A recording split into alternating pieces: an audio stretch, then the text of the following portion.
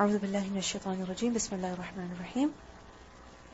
Lesson number 93, Surah Al-Araf, ayah number 103 to 137. ثُمَّ بَعَثْنَا مِن بَعْدِهِ مُوسَى بِآيَاتِنَا. Then we sent after them Musa alayhi salam with our signs. After who? After the previous messengers who have been mentioned thus far. Who has been mentioned thus far? Nuh alayhi salam, Hud alayhi salam, Salih, Lut, and Shu'aib alayhi salam. After them, Allah subhanahu wa ta'ala sent Musa alayhi salam. Which Musa alayhi salam?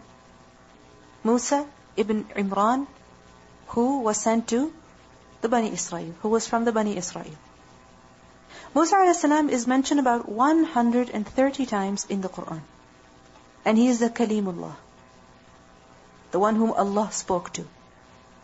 And he is the A'zam, he is the greatest of all the prophets who were sent to the Bani Israel.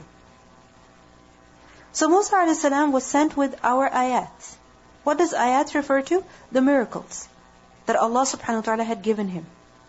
And of the miracles, the most important ones were, first of all, the asa, the staff of Musa a.s., which performed various miracles. He would throw it and it would turn into a snake. Similarly, he threw it in the water and the sea split open. Later on in the desert, he struck it on the rock and out of it springs gushed forth. So it was a miracle that Musa a.s. was given. Along with the asa, he was also given the yadul bayda, the glowing hand. The glowing hand. Meaning his hand was such that when he would put it under his arm and he would bring it out, it would be glowing.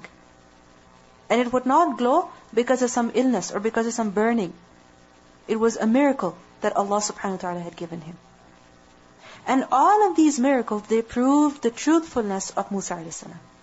And he was sent with these ayat to who? إِلَى فِرْعَوْنَ وَمَلَئِهِ. Who is Fir'aun? Fir'aun is the title of the ancient Egyptian kings. It's the title of who? The ancient Egyptian kings. Just as in Persia, their kings were known as Kisra, Caesar. And in Rome, their kings were known as Qaisar. So Allah subhanahu wa ta'ala sent Musa alayhi salam to Fir'aun. And which Fir'aun was it at that time? It is said that this was Min Fitah, son of Ramses, the first, of the 18th dynasty. And it said that it was around 1500 BC. That is when Musa a.s. went to Fir'aun. وَمَلَئِهِ, and also his chiefs, his leaders, his elite. Whose elite? The elite of Fir'aun. Now what does it mean by the mala over here? Mala over here can refer to the courtiers, or it can refer to the elite of the Egyptian civilization. So Musa a.s. was especially sent to the elite. Why? Because people are generally on the religion of who?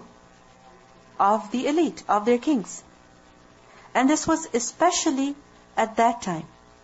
That people, they follow the religion of who? Their kings, their leaders. Whatever they did, that's what the people did. An ordinary person would not make a choice, would not make a decision for himself. Today we have freedom that the people before did not enjoy. Today a king, the leader, the president can have one religion and the citizen of that country can have another religion. And the citizen will not be forced to have the same religion as that of the king. However, at that time, it was the mala that ruled. And the ordinary people, they followed. So Musa a.s. was especially sent to Fir'aun and his mala. Because they were the leaders and whatever they would do, the followers would do that as well. And generally, if you think of it, the elite, they are more educated, they are more intellectual. So they are expected to understand better, compared to someone who doesn't know more than what he's supposed to do to earn bread at the end of the day. So they were expected to understand, to accept, because of the intelligence that they had been given, because of the life experience that they had. However, they saw those miracles, and what was their reaction? فَظَلَمُوا بِهَا. But they did injustice towards them. They wronged the miracles. How? What was their zulm towards the miracles? What does zulm mean? Zulm is وضع الشيء في غير محله, to place something where it does not belong. So where should miracles be placed? Where there is iman, meaning they should be believed in. But if a person denies the miracles, does not believe in them, what is that towards the miracles? Zulm. They're not being given their haqq. فَظَلَمُوا بِهَا. They did zulm towards the ayat of Allah, towards the ayat that were given to Musa a.s. Instead of believing in those miracles and believing in Musa a.s., what did they do? They called the miracles magic. And they called Musa a.s. a magician.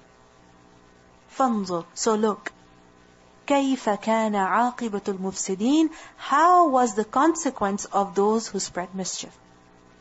Who does the mufsideen refer to? Fir'aun and his mala, who refused to believe. And instead, they tried to compete with the ayat of Allah. They denied, they rejected, they did zulm towards the ayat. That was their fasad. Look at their consequence, how Allah punished them. How Allah drowned all of them. Fir'aun and his entire army, his mala, they were drowned before the very eyes of Bani Israel. So what do we learn from this ayah? First of all, that all messengers were sent with some evidences, with some miracles. As we learned earlier, in the previous incidents that were mentioned, almost all of the prophets, what did they say? That قَدْ جَاءَتْكُمْ بَيِّنَةٌ مِّن رَبِّكُمْ. A sign has come to you from your Lord. A sign that proves my truthfulness. So all messengers were given something or the other that proved their truthfulness. Because it is only fair for people to see something that is miraculous, which demonstrates the truthfulness of the one who is claiming to be a messenger. Because then anyone could claim to be a messenger. Are you required to believe in him? No. He has to show something.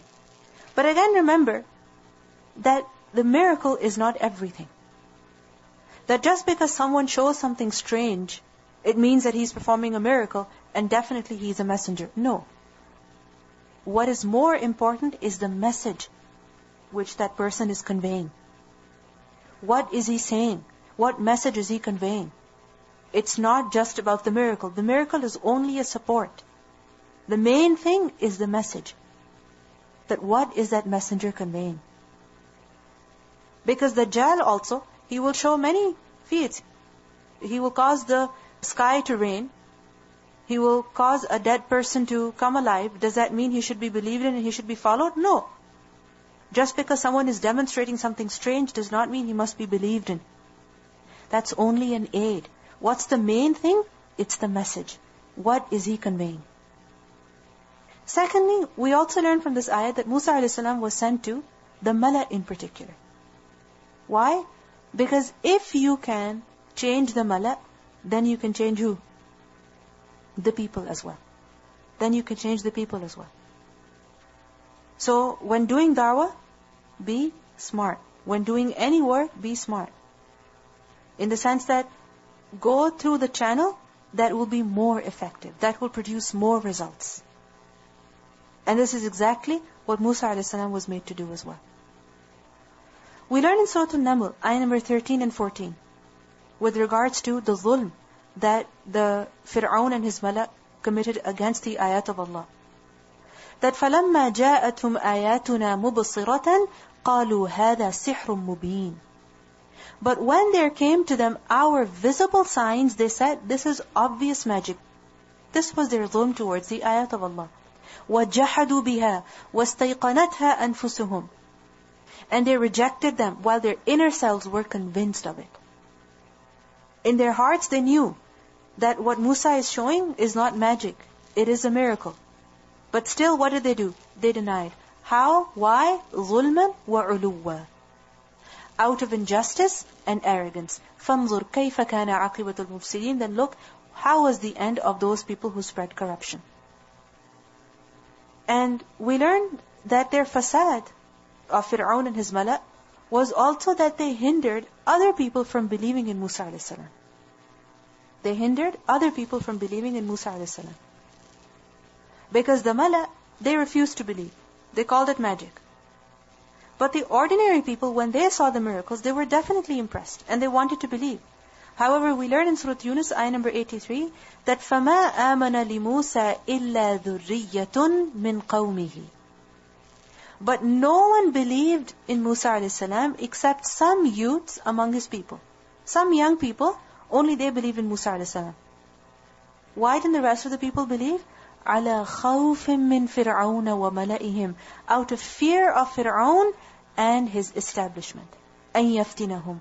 That they would persecute them. So, they didn't just do dhulm on the ayat by disbelieving in them, but they also did dhulm on the ayat by preventing others from believing in them. This was their fasad. And look at how Allah subhanahu wa ta'ala destroyed them. And there's a great lesson in this for us.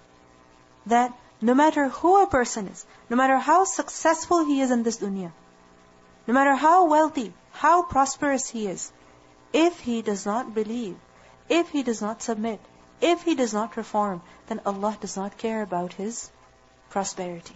Then Allah does not care about all the wealth that he has amassed. Because Allah sent Musa a.s. to Fir'aun and his mala, and He says, look at the consequence of the mufsideen. Fir'aun had many supporters, but they were of no benefit to him when he denied. وَقَالَ مُوسَى. And Musa a.s. said, يَا فِرْعَوْنُ, O Fir'aun, إِنِّي رَسُولٌ مِّن رَبِّ الْعَالَمِينَ. Indeed, I am a messenger of who? Of the Lord of the worlds. I have come to you to tell you about the truth. And the one who sent me is who?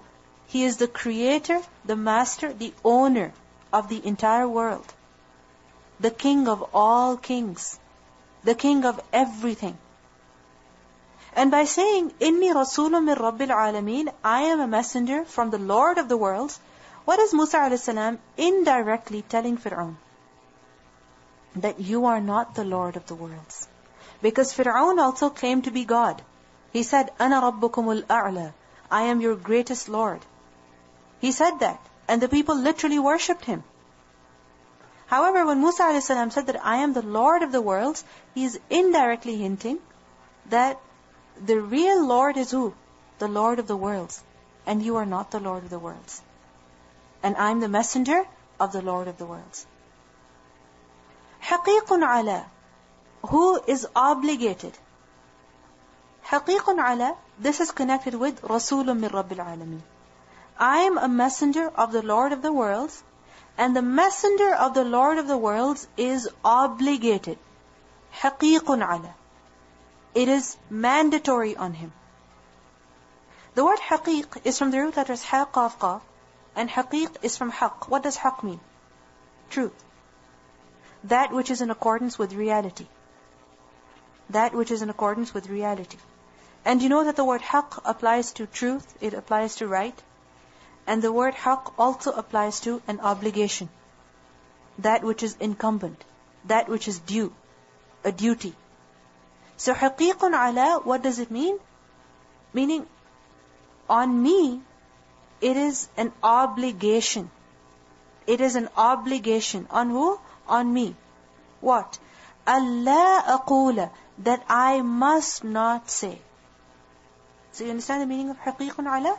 That it is befitting and it is appropriate for me and it is an obligation upon me أَلَّا أَقُولَ. That I do not say عَلَى اللَّهِ against Allah إِلَّا الْحَقِّ except the truth. In other words, as a messenger of God, I will only convey to you that which is truth. As a messenger of Allah, I will only convey to you that which is the truth. Because that is what is mandatory on me. I cannot invent something for myself. I cannot make something of my own accord. No. Whatever I am telling you is from Allah. Because that is what befits me as a messenger of Allah. قَدْ جِئْتُكُمْ بِبَيِّنَةٍ مِّن رَبِّكُمْ. In fact, I have come to you with a clear evidence from my Lord. And this clear evidence, it proves the fact that I am a messenger of Allah. فَأَرْسِلْ. So send. مَعِيَ with me, Bani Israel, the children of Israel. Meaning, let them go. Release them. Send them with me to their home. because they are from the offspring of honorable prophets, Ibrahim, Ishaq, Yaqub, release them so that they can worship Allah, who is your Lord as well as our Lord. Now we learned earlier that every messenger was sent to guide people to what? To Tawheed. Every messenger said to his people, U'budullah.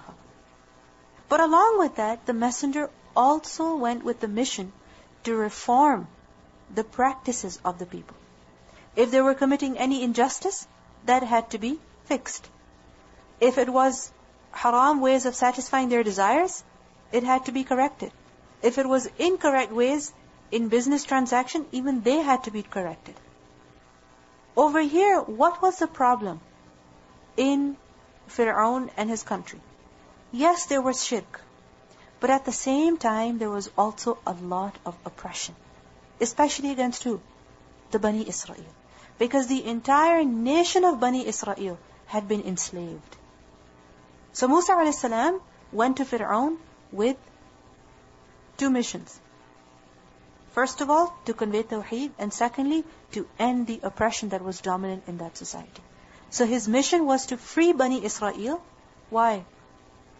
So that they could worship Allah freely. Because when a person is chained, when a person is enslaved, whether it is mental slavery or physical slavery, then he's not able to worship Allah. So they had to be released so that they could worship Allah freely. As you know that Yusuf a.s., when he was given authority in Egypt, he called his parents and his entire family over there. And all of them migrated from Palestine, where? To Egypt. And they all resided over there. And they multiplied over there. Their numbers grew. They lived with a lot of dignity, with a lot of honor and respect in Egypt. And the people of Egypt, the locals, they had immense respect for them. However, over time, as they left the deen, as they drew farther away from Allah subhanahu wa ta'ala, before sending the final punishment, what did Allah subhanahu wa ta'ala send? Minor punishment. And that was in the form of slavery for the Bani Israel. Their duty was to live as Muslims, was to live as those who are obedient to Allah. Instead of doing that, they became slaves to the dunya. And when they became slaves to the dunya, Allah subhanahu wa ta'ala literally made them slaves. لَعَلَّهُمْ يَضَّرَّعُونَ, so that they would become humble before Allah. This is an example of minor punishment that is sent on people so that they turn to Allah. Likewise, if you look at our situation, the Muslim Ummah, even we have been chosen not just so that we can live in this dunya with a lot of honor and dignity and show off that yes, we're the chosen people, we have the truth. No, it's so that we live as worshippers of Allah and we convey the message to the rest of the people as well. But if we don't do that, then what's going to happen? We are also going to be given in slavery. Whether it is dependence on other people, or it is utter humiliation before them, that other nations and other countries, they can treat us however they want, and we don't have the guts to speak up, we cannot defend ourselves. This is a form of punishment, this is a form of oppression. And this is because we're not doing what we were responsible with. And this is exactly what happened with the Bani Israel as well. We learned that at the time of Umar radiallahu anhu, once he was going toward the area of Palestine, when the Muslims, they had conquered Palestine. And he came across a place where there was a puddle of mud and water. So Abu Ubaidah ibn Jarrah, he said, "O Umar, you are the Khalifatul Mu'mineen and you should be sitting on the right. There's so much mud, there's so many puddles over here, sit on the right, or else the villagers will see that the Muslim leader is coming through mud." Seeing this, they might have negative thoughts about you and think that you are someone who is insignificant. Looking at your clothes, looking at the fact that you're not riding an animal, they might not treat you with respect. So you should ride the animal so that they at least have some respect for you. And Umar radiallahu anhu, he said, "Ahhan, ya Abu Ubaidah. Ah on you, O Abu Ubaidah. Do you know which state we were in? Where we were? Allah gave us respect and honor through Islam. And our honor is with Islam. Allah gave us honor through what? Islam. And our honor is with Islam. If we seek to gain respect from ways other than Islam, then Allah will disgrace us." What is our problem today? To get honor, we are going everywhere but the religion of Allah. And we think that if we turn to the religion of Allah, then we will not have honor. But the fact is that Allah gave us honor through this religion. And our honor is with this religion. If we leave it, we will never have dignity. We will never have honor. And the same thing happened with the Bani Israel. So in order to free them, Allah subhanahu wa ta'ala sent who? Musa alayhi salam. So Musa alayhi salam conveyed the message of Tawheed to Fir'aun and his mala, and at the same time he also said, أَرْسِلْ مَعِيَ بَنِي إِسْرَائِيل. Send with me Bani Israel, meaning let them go. Free them. Set them free. They need to be freed so that they can worship Allah. قال, he said. Who said? Fir'aun said to Musa alayhi salam, إِن كُنْتَ جِئْتَ بِآيَةٍ. If you have come with an ayah, with a miracle, that shows your truthfulness, فَأْتِ بِهَا. Then bring it forth, meaning show it. إِن كُنْتَ مِنَ الصَّادِقِينَ. If you're really truthful. Meaning we're not going to believe in what you're saying.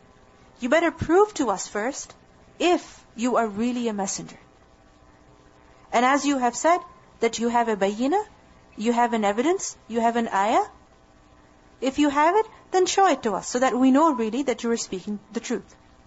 Otherwise, we will not accept your request. So what happened?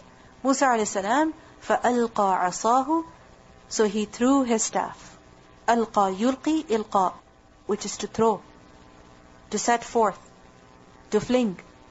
So he threw عَصَاهُ. Asa is from the root letters Ayn, Sad, Ya. And what does asa mean? A staff.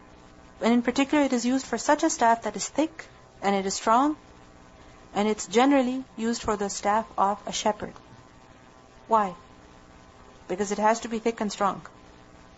It cannot be flimsy, it cannot be too thin. Because if it is, then how will he be able to, for instance, hike up the mountains if he has to take his goats up there?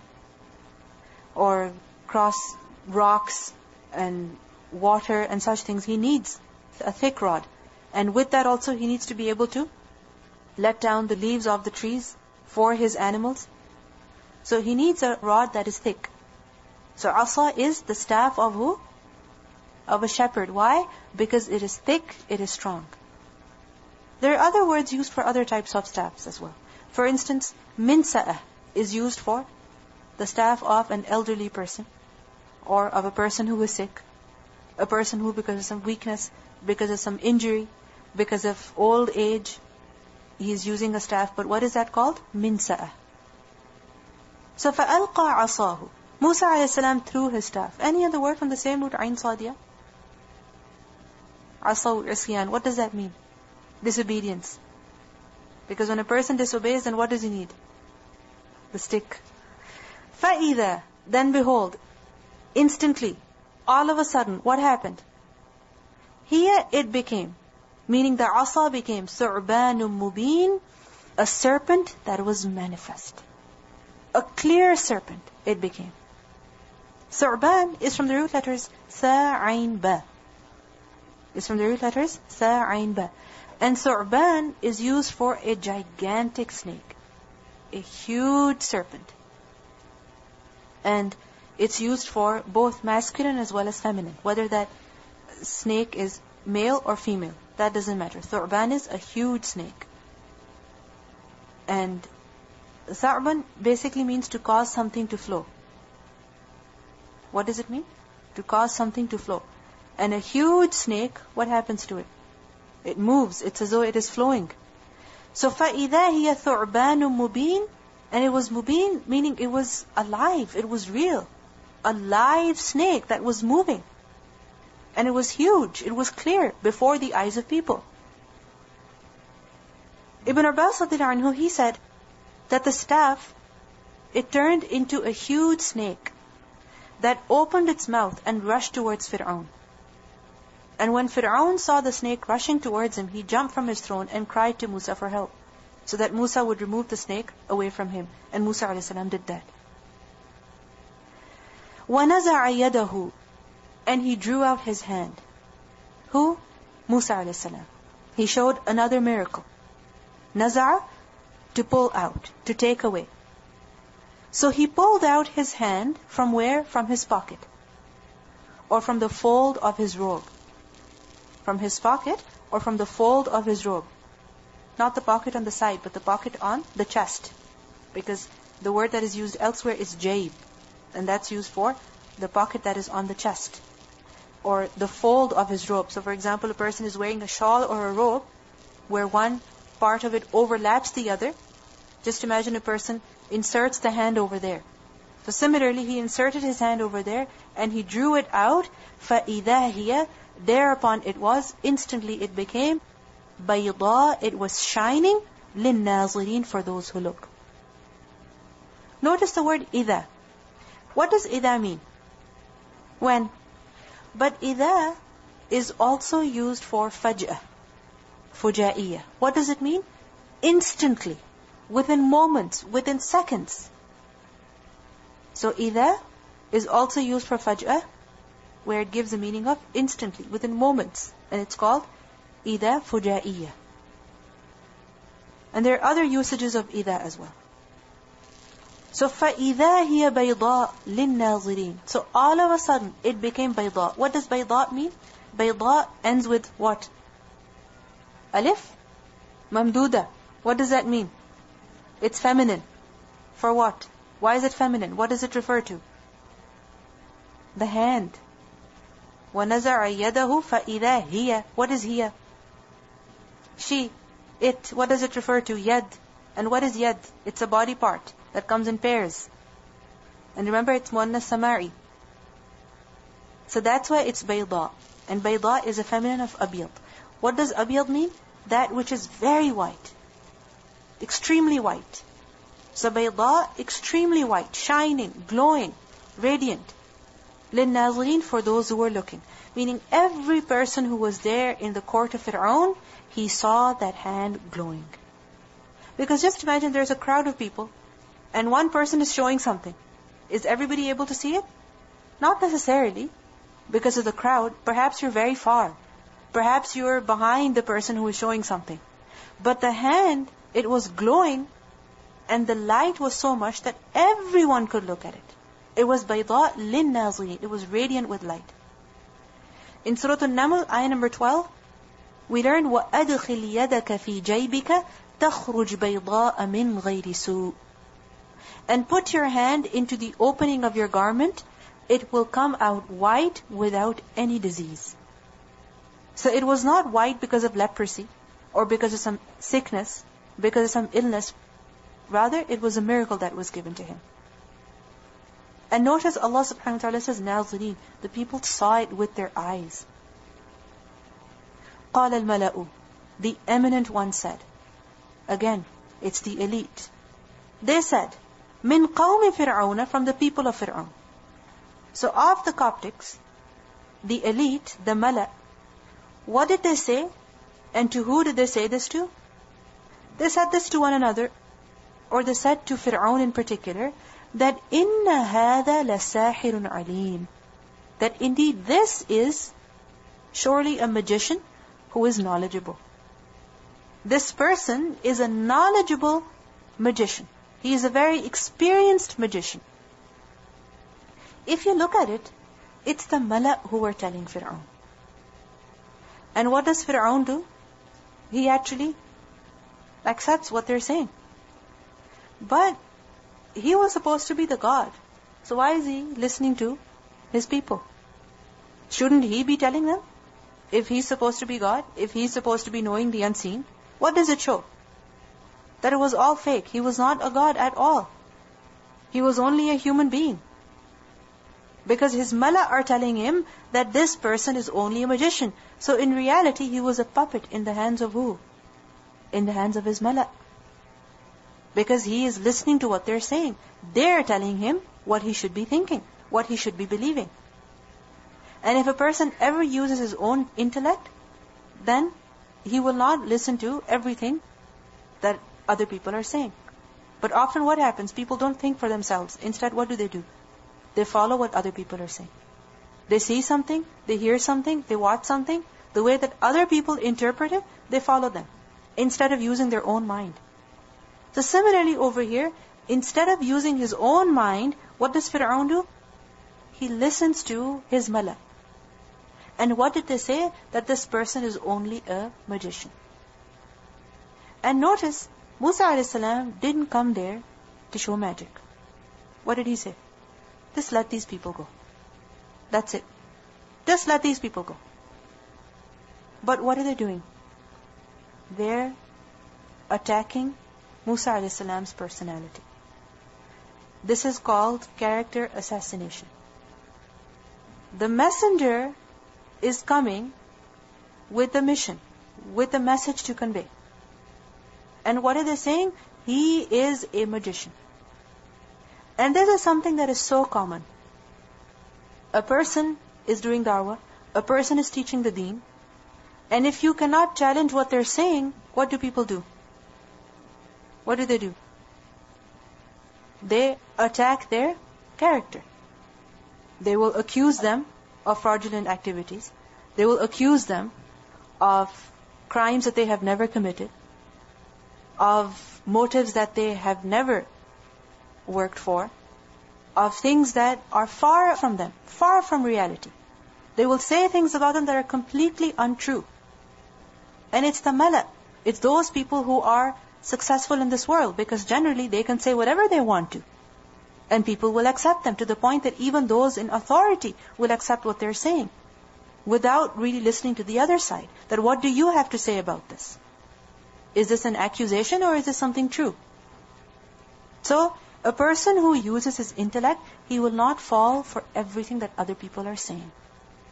Because many times, when people don't have an answer for what others are doing, what others are saying, then what do? When they realize their defeat, they try to attack the person's personality. Character assassination.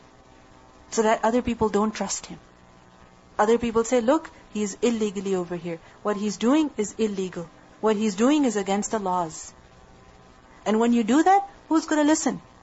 Who's going to accept what they're saying? Nobody's going to. And this is one of the plots of shaitan. And shaitan uses people to do this.